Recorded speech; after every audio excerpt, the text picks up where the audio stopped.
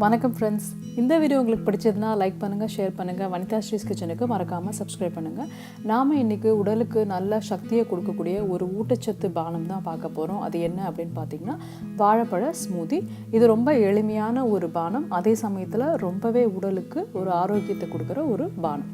தேவையான பொருட்கள் பார்த்திங்கன்னா 2 வாழைப்பழம், 1 கப் சோயா பால், 1 டேபிள் ஸ்பூன் தேன், கொஞ்சம் ஐஸ் கட்டிகள், அப்புறம் 1 டேபிள் ஸ்பூன் சியா விதைகள், ஃப்ளாக்ஸ் விதைகள், 1 கப் பெக்கான்.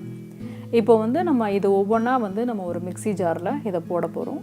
முதல்ல வாழைப்பழம் சேர்க்குறேன், அதுக்கப்புறம் பெக்கான், அதுக்கப்புறம் சியா விதைகள், ஃப்ளாக்ஸ் விதைகள், தேன், சோயா பால், அப்புறம் ஐஸ் கட்டிகள். இதெல்லாம் நம்ம வரிசையாக இது கூட சேர்த்துக்கலாம். சேர்த்துட்டு இப்போ இதை நம்ம நல்லா ஒரு கூழாக நம்ம இதை பிளெண்ட் பண்ண போகிறோம். இப்போது இந்த சியா விதைகள், இந்த ஃப்ளாக்ஸ் சீட்ஸ் பற்றி சொல்லணும் அப்படின்னா அதில் ஒமேகா 3 ஃபேட்டி ஆசிட்ஸ் அதிகமாக இருக்குது. ஸோ இது வளர குழந்தைங்களோட மூளைக்கே ரொம்பவே உபயோகமான ஒரு விஷயம். இது அசைவ உணவுன்னு பார்த்திங்கன்னா மீனில் தான் அதிகமாக இருக்கும்.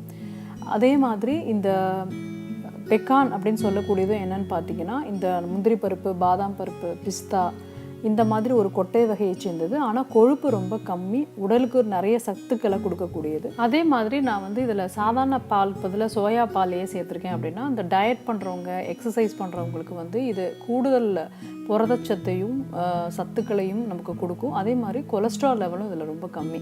அதனால் நான் சோயா பால் சேர்த்துருக்கேன். ஸோ இது குழந்தைங்கள்லேருந்து பெரியவங்க வரைக்கும் யார் வேணால் இந்த ஸ்மூத்தியை சாப்பிட்லாம். அதனால் கண்டிப்பாக இதை உங்கள் வீட்டில் செஞ்சு பாருங்கள். மீண்டும் இன்னொரு அற்புதமான ஒரு சத்தான ஒரு உணவோடு உங்களை சந்திக்கிறேன். அது வரைக்கும் நன்றி, வணக்கம்.